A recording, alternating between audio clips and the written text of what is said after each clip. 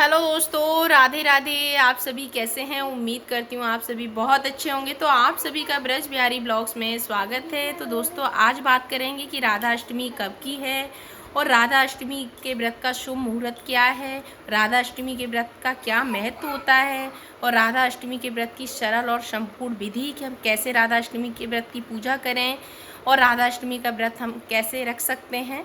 तो चलिए, आप लोग ब्लॉग में बने रहिएगा और पूरा ब्लॉग ज़रूर देखिएगा। तो सबसे पहले बात करते हैं कि राधा अष्टमी का शुभ मुहूर्त क्या है। तो राधा अष्टमी का पावन पर्व ना इस साल 23 सितंबर को मनाया जाएगा। भादो मास की शुक्ल पक्ष की अष्टमी तिथि को 22 सितंबर को दोपहर 1:35 से प्रारंभ होकर के 23 सितंबर को दोपहर के 12:17 तक रहेगी। उसके बाद इसका समापन होगा। तो ये है राधा अष्टमी के व्रत का शुभ मुहूर्त।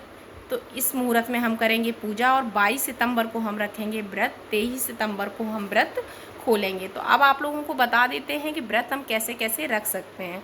तो बहुत से लोग 12 बजे के बाद, राधा रानी का जन्म 12 बजे हुआ था, तो 12 बजे के बाद में व्रत को खोल लेते हैं। उनकी पूजा अभिषेक करने के बाद में उनका पंचामृत से अभिषेक करा करके पूजा करके।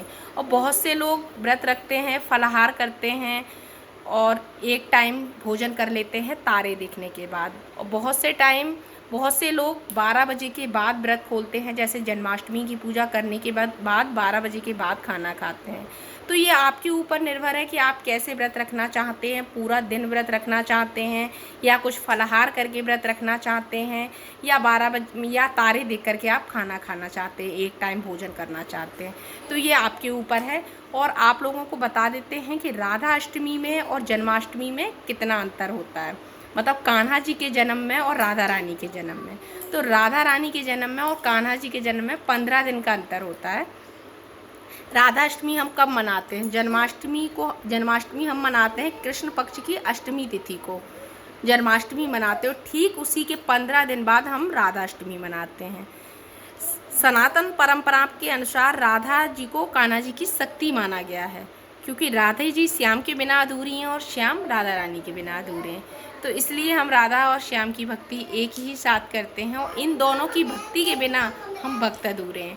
तो इसलिए राधा रानी की पूजा साथ ही में करें, क्योंकि राधा जी कृष्ण के बिना अधूरी हैं और कृष्ण राधा जी के बिना अधूरे हैं। तो चलिए, आप बात करते हैं कि राधा अष्टमी की पूजा की विधि क्या है, सरल और संपूर्ण विधि के साथ।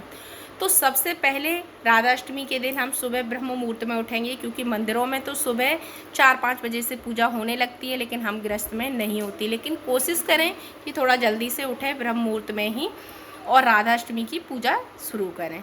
तो सबसे पहले नहा धो के करके बाकी सारे काम करके पूजा के मंदिर में आएँ। पूजा के मंदिर की अच्छे से साफ़ सफाई करें, पूजा के सारे बर्तन अच्छे से धुलें और उसके बाद में राधा जी और कान्हा जी को स्नान कराएं अच्छे से, क्योंकि राधा रानी का है जन्मदिन। तो भाई उनको बहुत ही अच्छा उनका श्रृंगार करें, अच्छी सी पोशाक पहनाएं उनको और उनकी सुबह की जो भोग पूजा आरती है वो करें।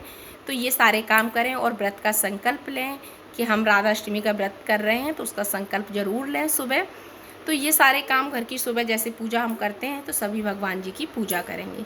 उसके बाद 12 बजे राधा रानी का जन्म हुआ है, तो आप लोगों को बताते हैं कि राधा रानी और कान्हा जी में कितनी समानता है। तो राधा जी का जन्म हुआ है 12 बजे, कान्हा जी का जन्म हुआ है रात को 12 बजे और राधा रानी का हुआ है दिन को 12 बजे। राधा रानी का भी जन्म अष्टमी तिथि को हुआ है और कान्हा जी का भी अष्टमी तिथि को हुआ है। और राधा रानी का इतना प्रेम अटूट है कि वो एक दूसरे के बिना ही अधूरे हैं। तो चलिए, अब बताते हैं आप लोगों को कि राधा अष्टमी की पूजा कैसे करेंगे। तो दोपहर के समय राधा रानी का अभिषेक होगा पंचामृत से। सबसे पहले पूजा की चौकी लगाएं, चौकी, और उसके नीचे पहले चौकी लगाने से पहले उसके नीचे चौक बना लें आटे का और हल्दी का। उसके ऊपर थोड़ा अक्षत डाल लें, अगर अक्षत ना हो तो गेहूं के दाना डाल लें, खाली चौक ना छोड़ें। फिर उसके ऊपर चौकी लगाएं, चौकी पे एक कलश स्थापित करें, कलश के नीचे चावल स्थापित करें, उसके ऊपर कलश रखें और कलश के ऊपर अगर राधा रानी का छोटा सा विग्रह है तो वो आप रख सकते हैं। अगर राधा रानी का विग्रह छोटा नहीं है तो आप लड्डू गोपाल जी अगर आपके छोटे हैं तो उनको राधा रानी के रूप में सजाकर उनका बहुत ही प्यारा श्रृंगार करके उनको आप लोटे के ऊपर बिठा सकते हैं।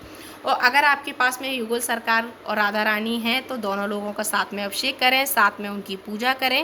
और अगर उनका युगल सरकार का विग्रह नहीं है और राधा रानी का भी छोटा विग्रह नहीं है तो आप जो आपके घर में प्रतिमा हो, फोटो हो, उसकी भी पूजा कर सकते हैं। आपका भाव होना चाहिए, भगवान भाव को देखते हैं, तो आप वो भी पूजा कर सकते हैं। और अगर आपके पास में लड्डू गोपाल जी तो होंगे ही, सभी के घर में होते हैं लड्डू गोपाल जी, तो लड्डू गोपाल जी को ही सुंदर सी प्यारी सी राधा रानी बनाइए। उनका राधा रानी, क्योंकि लड्डू गोपाल जी और राधा रानी तो एक ही हैं। राधा रानी की पूजा करें या लड्डू गोपाल जी की करें, दोनों का एक ही स्वरूप है। तो आप सुंदर सी कान्हा जी को सजाइए राधा रानी का, उनको बढ़िया श्रृंगार करिए, चुनरी उड़ाइए, तो आप अपने कान्हा जी को राधा रानी बनाइए। उसके बाद में राधा और कृष्ण का युगल सरकार का करेंगे हम अभिषेक, दोनों लोगों का श्रृंगार करेंगे, बढ़िया अच्छे से सजाएंगे। उसके बाद में उनको फूल, धूप, दीप, अक्षत, ये सारी चीज़ें चढ़ाएंगे। जैसे हम जन्माष्टमी मनाते हैं वैसे ही हम राधाष्टमी भी मनाएंगे। बड़ी धूमधाम से मंदिर को अच्छे से सजाएं, 56 भोग बनाएं, और राधा रानी का प्रिय भोग है मठे की अरवी और कड़ी, ये 2 चीज़ ज़रूर बनाएं। उसके अलावा आप छोले की सब्जी, खीर, पूड़ी, जो भी आप बनाना चाहते हैं वो बना सकते हैं, लेकिन उनकी ये 2 प्रिय चीज़ ज़रूर बनाएं। तो उनका इन चीज़ों से भोग लगाएं, लड्डू गोपाल जी का भी लगाएं, राधा रानी का, युगल सरकार का, सभी का। और राधा रानी को श्रृंगार ज़रूर अर्पित करें, क्योंकि श्रृंगार राधा रानी को ज़रूर अर्पित करें। वो श्रृंगार खुद भी ले लें, और अगर ज़्यादा है तो थोड़ा मंदिरों में दे दें, या किसी को मतलब आपके मान्य हो उनको दान पुण्य कर दें, बहुत ही शुभ माना जाता है। और राधा रानी को उस दिन भेंट में बांसुरी ज़रूर दें, क्योंकि राधा रानी की बहुत ही प्रिय बांसुरी है। जब कान्हा जी बांसुरी बजाते थे तो राधा रानी खिंची चली आती थी। और अगर आप राधा रानी को सबसे अच्छा गिफ्ट देना चाहते हैं तो उस दिन आप जितना कान्हा जी का नाम लेंगे, जितने कान्हा जी के भजन कीर्तन करेंगे, राधा रानी के लिए वही सबसे बड़ा गिफ्ट होगा। आप कुछ ना गिफ्ट दें, बस कान्हा जी का भजन करें, राधा रानी के लिए वही बहुत प्रिय होगा। जैसे कान्हा जी को राधा रानी का नाम प्रिय है, वो कहते हैं हमारी भक्ति से पहले आप राधा रानी की करें, हम खुद ब खुद मिल जाएंगे। तो ऐसे ही राधा रानी भी कहती हैं कान्हा जी की भक्ति करें तो हम भी मिल जाएंगे, क्योंकि राधा कृष्ण के बिना अधूरे हैं, कृष्ण राधा जी के बिना अधूरी हैं। जब हम बांके बिहारी के मंदिर जाते हैं, बिहारी जी के दर्शन कर रहे होते हैं और हम बोल रहे होते हैं राधे राधे राधे राधे, क्योंकि राधे की भक्ति से हमें कान्हा जी जल्दी मिल जाएंगे। तो इसलिए है राधा कान्हा जी खुद कहते हैं हमारी भक्ति से आपको हम मिले ना मिले, लेकिन राधा रानी की आप भक्ति करेंगे तो हम ज़रूर आएंगे, आपकी हर मनोकामना पूर्ण करेंगे। तो इसलिए हम राधा रानी की दोनों लोगों के साथ में ही पूजा करेंगे, उनका भोग लगाएंगे, आरती करेंगे, बढ़िया सी आरती राधा रानी की करें, युगल सरकार की करें, उनका 56 भोग लगाएंगे, मंदिर को बढ़िया अच्छे से सजाएंगे, उनको भी प्यार से अच्छे से सजाएंगे, राधा रानी को भी बहुत ही अच्छा स्वरूप, बहुत ही अच्छा उनका श्रृंगार करेंगे। तो इस तरीके से हम मनाएंगे जन्माष्टमी। और भी जो आपको करना चाहते हैं आप लोग कर सकते हैं। जन्माष्टमी, राधाष्टमी के दिन में जन्माष्टमी की तरह सेलिब्रेट करें खूब धूमधाम से।